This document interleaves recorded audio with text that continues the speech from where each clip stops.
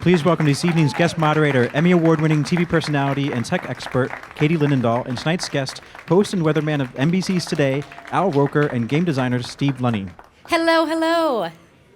Thank you all for coming here. Obviously, I have to give you a proper intro, so hold tight. Okay, I'm not saying anything. Obviously, we're very excited. Pretend I'm not here. This is how we are on air, too.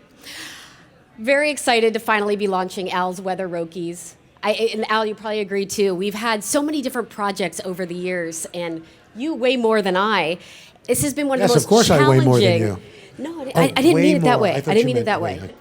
So this has definitely been one of the most challenging projects and truly a labor of love for the last year. But it's been very exciting, and we're excited that you're all here. Here's the quick rundown of how this is going to work. We're going to have a 20-minute conversation, and then you'll have a chance. We're going to open up for Q&A for about 15 minutes. So get those questions ready, because I prefer to have all you guys chime in as opposed to just us chatting. So, of course, as I said, I have to give you a proper intro because you're absolutely amazing and also a good friend.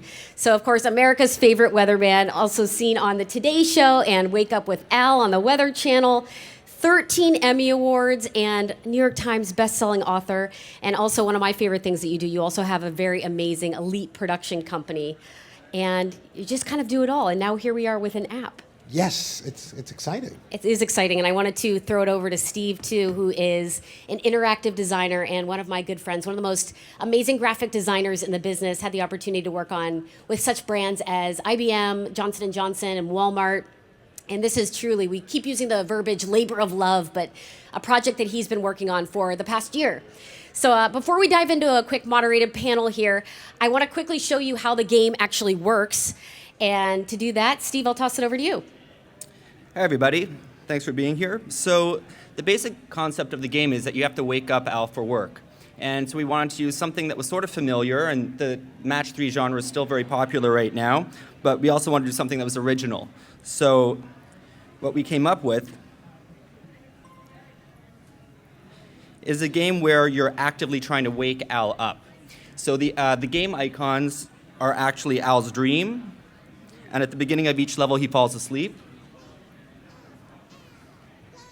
And by the way, this is off the whole idea that Al, for the first time in his near 40-year career, as you saw in the video, actually missed work. So the premise of the game is based off of reality, sadly. Yes, I actually throw you fell under the asleep. bus. And so the idea is to wake up, hit the alarm, and then you move up levels, and eventually when you finally get through all the levels, you wake me up and I run to work.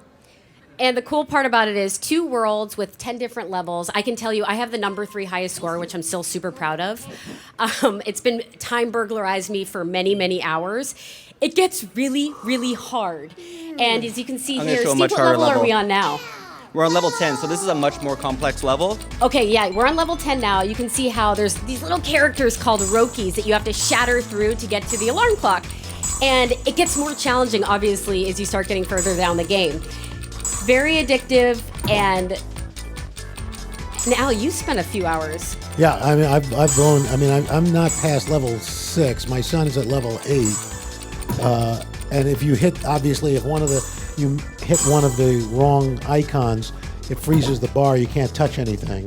Also, if you manage to get 4 matches or more at once, you can convert a Roki icon into a super icon, and then they have different powers. So each level, we add a new game element, whether we'll be unlocking a new Roki or adding a new hazard or a new power. So there's every level yields something new and gets a little bit harder. And each of the characters has its own personality. Yeah, we should dive into that quickly. So each one of those icons that you're seeing is a Roki, and each one has a personality, and they're kind of like little smartasses, if you will. So they're all very fun little characters. If you hit the snooze alarm, you're obviously adding extra time to the game. And Al actually drew 2 of the icons, which we'll see throughout the game, which was very impressive. You've always been big into animation, which we're going to dive into in a moment. So, Steve, thank you for showing that off. What happens when you hit the bomb again, Steve? Oh, yeah, hit the bomb.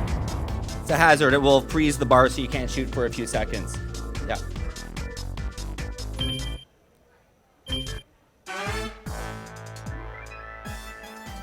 Awesome. Thanks, Steve. All right, let's dive in to talk about how this has really come to life. You've obviously been involved in so many different projects over the years. Why was it unique for you to And actually, why did you give us the go-ahead in the first Well- place to really make an app? Well, I've always, I mean, I've done games, I've played game apps, and obviously, like the Weather Channel has a weather app. A lot of people there are a lot of weather apps out there, and one day I was playing Candy Crush, and I thought, but I can't get the weather, so I have to go drop out of that and go to something else. I thought, why couldn't you combine the two? There's no game that included weather and a game. So I thought, a weather game app. And the only person I know that has any expertise in that is you. And so we were talking after the Today Show one day, and I said, and I told Katie, I said, is there any way to do a game that would combine the weather and gameplay? And you said, why not? And he said, and I know just the person to do it, and that's where Steve came in. Well, and actually, the true story is he wanted real-time weather and a unique gaming experience that hasn't been done before. So I was saying to him, yeah, absolutely, we can do that. But secretly, I was panicking and freaking out. And I think what's amazing too, Steve, is we went through so many iterations. It's not always your first try that is going to be the home run, which is challenging when it comes to app development. You have to kiss a few frogs when you're developing a good idea, and you'll know it. You'll be trying to make an idea work, and it's just not gelling. And it's when you sort of drop that creative process and acknowledge that it's not working, that often an amazing idea will happen. And when that happens, you're completely sure. I think the big deal, though, was the animation, too. And for those of you, if you ever go inside Al's office, it's like the coolest place ever. There are Animaniacs and original Hanna-Barberas, and there's even there's an Adam West drawing that says, "You stole Penguin's umbrella," signed. I mean, that is epic. And you have such an appreciation and a love for animation, so making these icons and making your likeness to a point that we were all collectively happy as a challenge. Part of the challenge for Katie and Steve is that, unfortunately, I have this other pesky job called the Today Show, and I've got a weather gig on the Weather Channel. I'm traveling constantly. I think while we were getting to crunch time, I was in Sochi, Russia. So that was difficult. But when it started, I was saying, could it be something like a kind of a race game, sort of like Temple Run? And okay, wait. Well, maybe it could be more linear. And then Steve came up with the brilliant idea of the rings. And there's no really other game that has that kind of activity. Again, we liked the simplicity of the match 3 genre, and actually the concept also comes from like 80s retro gaming roots. Like some of the simplest concepts in gaming were established in the 80s, but they actually scale really well to current technology. You might have to amp them up a little bit and put a new spin on them, but those original concepts still work. And there was a game called Zookeeper in the 80s that I loved, an arcade game, and that was the spark that sort of where this came from. And then sort of merging it with the Bejeweled concept. Mm-hmm. And we have done a ton of searching. We have not found a gaming experience quite like the premise that we've created. Yeah, it seems, as of now, sort of a unique concept. I mean, it's certainly match 3 genre has been worked over several times, but the way we have the rings and the center of gravity being central as opposed to vertical gravity, and we've added some new thoughts to it. Going back to your love for animation, Al, we created these Rokies for you that you quickly fell in love with, kind of your own little minions. It's fun to bring these characters to life and kind of have their own persona. They're kind of hanging on you at every moment. Yeah, it's. I mean, some of the best characters are in animation are the secondary, almost little toss-away characters. But these guys each one has its own personality, its own name, and they really do come to life in this game, so that I mean, at some point I'd love to see an actual animated cartoon out of them because they have that, I think, that potential. They've got that personality. There's a lot of fun in this. It's a fun game. It's nothing that's going to be a little too heavy or anything like that. I think there's other than just matching jewels or candy or anything. There's a sense of fun about it, so that there's a personality to the actual game itself. One challenge that Al had is he was so paranoid that his kids were going to think it was lame. So he kept reiterating that, and we're like, okay, dude, we got it. Yes. But it is amazing that, it's so multi-generational when we talk about iPads and iPhones and all the different games that we all have on our devices, but really hitting that to a point where it is cool. Yeah. You wanted to impress your kids for this one. Well, there's this fine line between cool and too hip, and because you want everybody to be able to play it and enjoy it. Whether it's your kids or you or the kids' grandparents or aunts and uncles, that it's that there's an accessibility to it that makes it kind of a fun. I hate to use the word family type game, but it's there's everybody can play it, and that's that. To me, I don't want it so difficult that people are frustrated and walk away. Although, as I said, I've only gotten up to level 6. And my 11-year-old is up to level 8. So. I have to tell you, as a technology reporter, the amount of pitches that I get a day, it's just an inbox, it's a flurry, and tons of apps. And, I feel like everybody nowadays has an idea for an app. It's like the latest blockbuster. Like, everybody thinks, this is the best idea ever. But, Steve, to you, it is challenging to break through over 1 million apps in the App Store. How do you create that experience and make it unique enough and really stand out? And also, as a secondary question to that, with such a lean team, which I'd love for you to dive into. Yeah, well, having a lean team obviously has its shortcomings because everyone's doing double duty or even triple duty, but it also gives you a lot of creative control and makes you really agile in the sense that you can change direction quickly. Like you were talking about the art of the Rokies and how they have personalities. That really evolved over time because there was a small creative group that was able to sort of take it in a new direction. Sometimes the art would dictate the next direction of the personality, and then the personality might dictate the next step in the art. So, there were definite advantages to, even though the workload was so high. And in terms of coming up with a cool concept, it's striking a balance between something that's original and something that won't alienate people because it's so different. And that's what we've tried to do before with other games that we've worked on, and I think that's what we've done here again. And you too, this is your third app now collectively, and you probably learned a lot of things from creating that first and second app. Oh, yes. I can tell you I yes. did. I mean, on this one too, absolutely. I mean, it's such an evolutionary process, and you're learning in the trenches.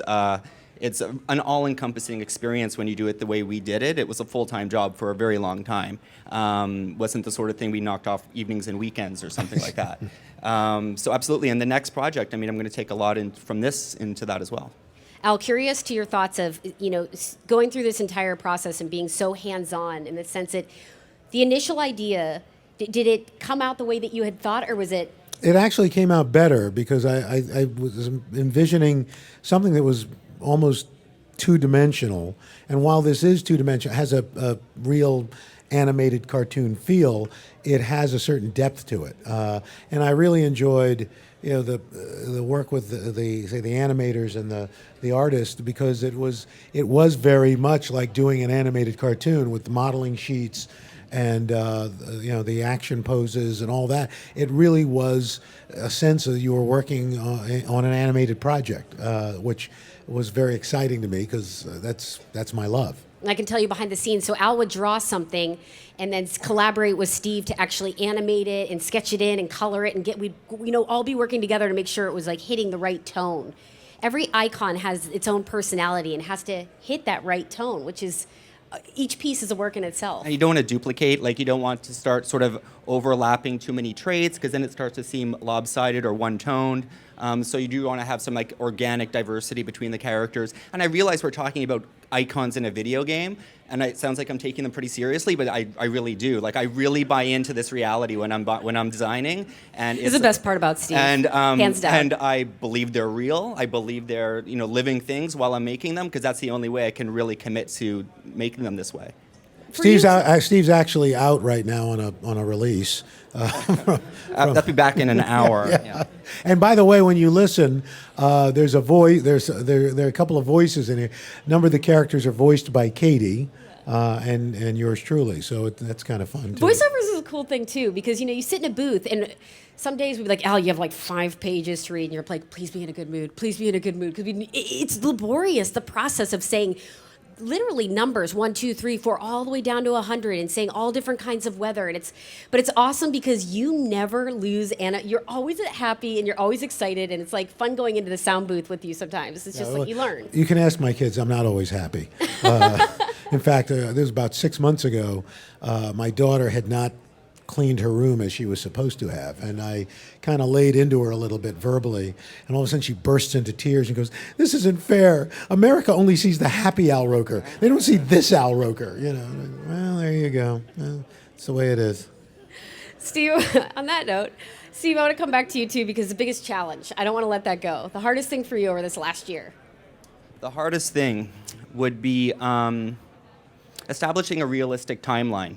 And sticking to it, because as we're working on it, we wanted to sort of expand the potential of the game. So we'd want to add some more time to it. And at some point, you have to say, okay, we need to make a hard deadline, and we're going to finish, because ultimately, especially in the world of software, you can just keep iterating and working on it and massaging it and polishing it.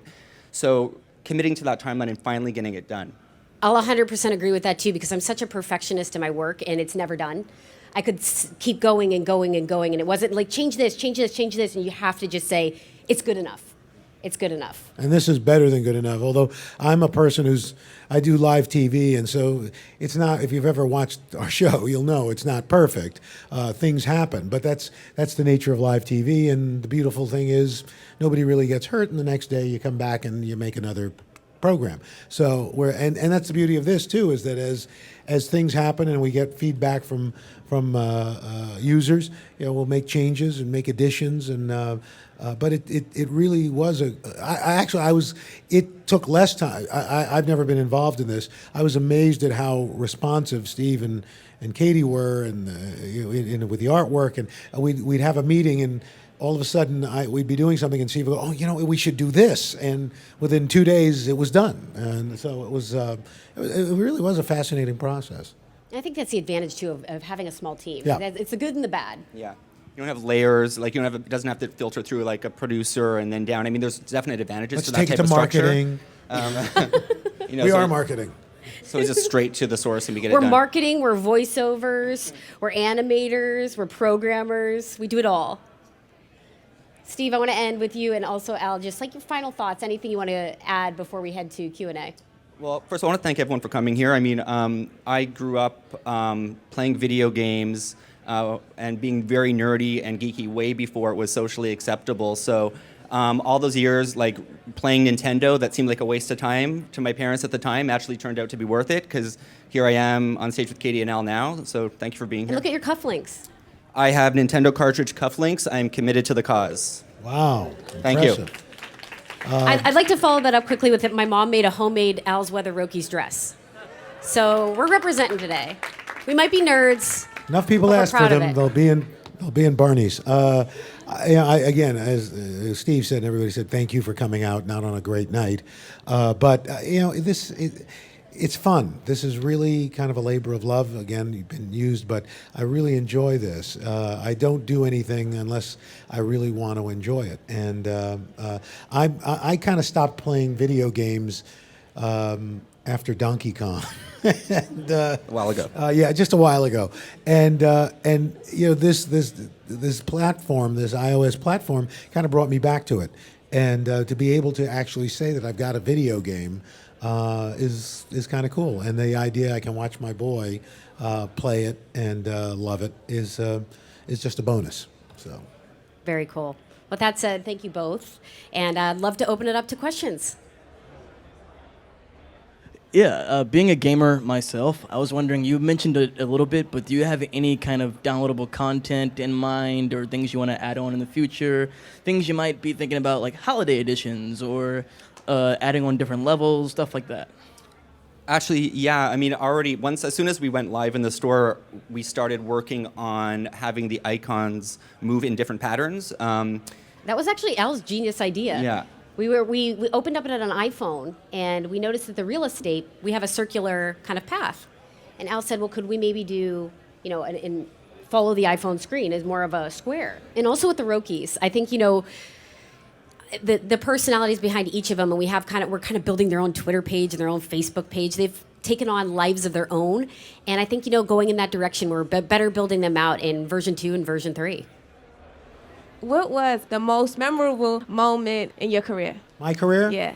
I got to meet Rosa Parks, and that was, you kind of it's like you're meeting history, and the epitome of one person can make a difference. Yeah, it's just to this day it still kind of resonates. You know, it's like, wow, talk about changing a country for the good, not just for any one group of people, but for everybody. So there's that, and then because I am a cartoonist and love it, I got to interview Charles Schulz, the creator of Peanuts, twice. Once for his 50th anniversary of Peanuts, and then again about 3 weeks before he passed. And it was, again, just a life-changing experience. So those are the two that come to mind that are in career. So is this a weather app too? You can actually get the weather? Yes, you can actually get your weather. It asks for your location, and it'll give you a forecast. We can actually show you. Yeah. Sure. Oh, yeah. Stand by. And I believe in. Is it activated where my voice gives the forecast, or is that? Yeah, so we give it automatically pops up. It obviously uses your location, and then it'll give you your 5-day forecast, and Al voices over the weather. So here's what's happening in your neck of the woods, which was interesting to Al's point about merging real-time weather with also gameplay. So it's kind of a little bonus. And we'll actually pull that up for you. So we incorporate weather not only immediately when you start, you can see there in the lower left, but then you can also play a weather blitz. So go ahead and play today's weather, Steve, so you show them. So today, here, partly cloudy. Go ahead and play.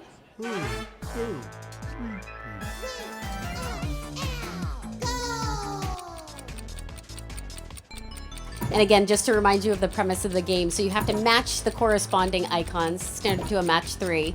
And if you hit the wrong icon, you're going to be timed out briefly.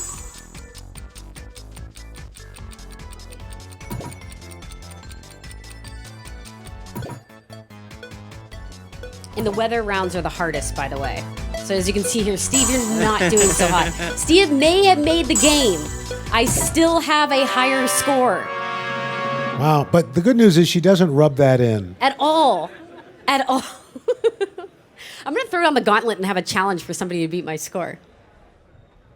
Hi. So my brother is actually currently a chief meteorologist in Tennessee, and he wanted me to ask you what advice would you have to give him in the industry as a growing meteorologist? Is he? He's on television. On camera. Yeah. Okay, no, on camera. Yeah. Meteorologist.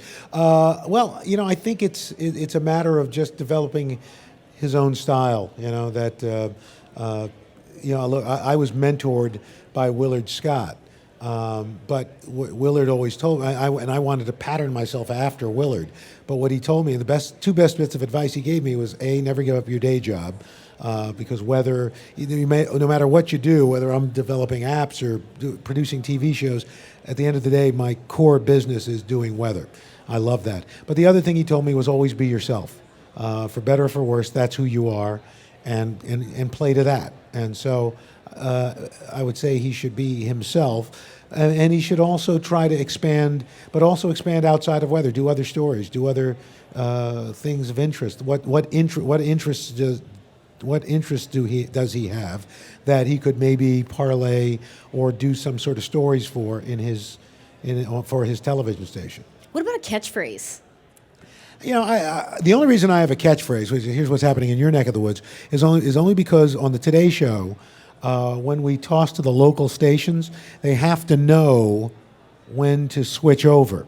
When I first started, I was saying something different every day, and they're like, "Oh, no, you can't do that because we don't know when to switch." So I had to come up with something, and it's something my grandfather used to say, "Hey, grandson, what's happening in your neck of the woods?" So it's kind of a tribute to my grandfather. But other than that, I'm not a big fan of everybody had a catchphrase. I'm just reading a biography about Walter Cronkite, who used to say, "And that's the way it is, Tuesday night." Yeah.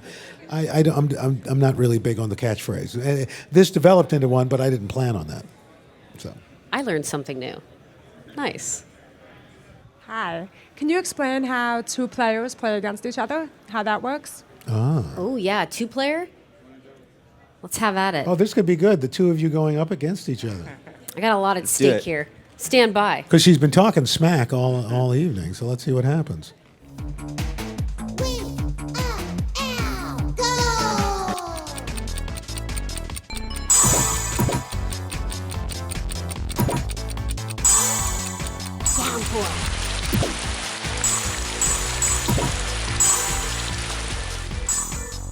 So I'd like to narrate and say that I'm having inner anxiety from this right now, because I feel like I have to live up to expectations. And in the two-player mode, the super attacks actually attack the other player as opposed to eliminating icons from the screen, so the mechanics are modified a little bit. Chain lightning. Downpour.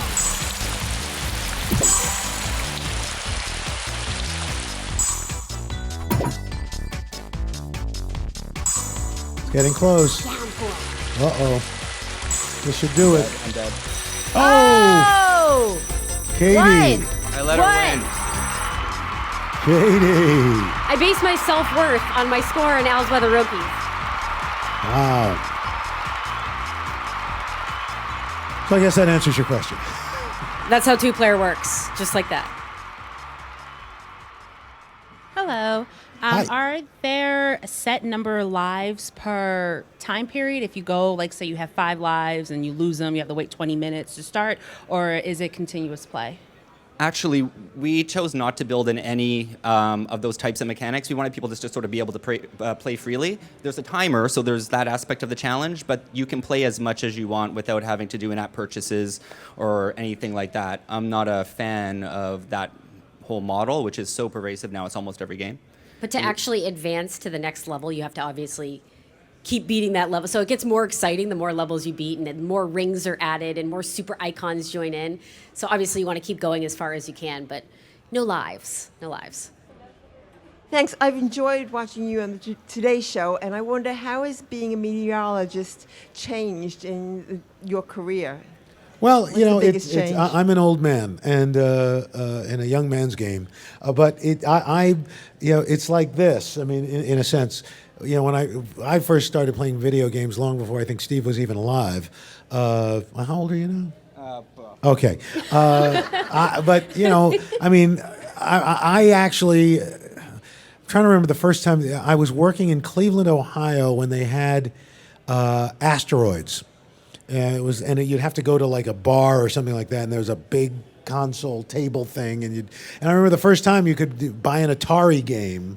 It was like insane. So, and weather has changed. The technology of weather, in sense, has changed. When I first started, you either drew on a map or you had magnetic icons that you put up on a map. And now, of course, it's. And I remember it was 1981, I got my first weather graphics computer. It was an Apple IIe computer. You could display 16 images, and there were 16 colors in the color table. And it was the big next jump was the next computer was an Apple, and you could display up to 256 colors in any one graphic. And I was like, oh my gosh, that's then the next jump was 16 million colors. I was like, oh my God. And now it's, of course, it's unlimitless. But so, I've watched this change, and the different satellite imagery and the fact that we get live radar into our graphics computers. And it really has been an amazing to watch. My first job was in Syracuse, New York. I was a sophomore in college at SUNY Oswego.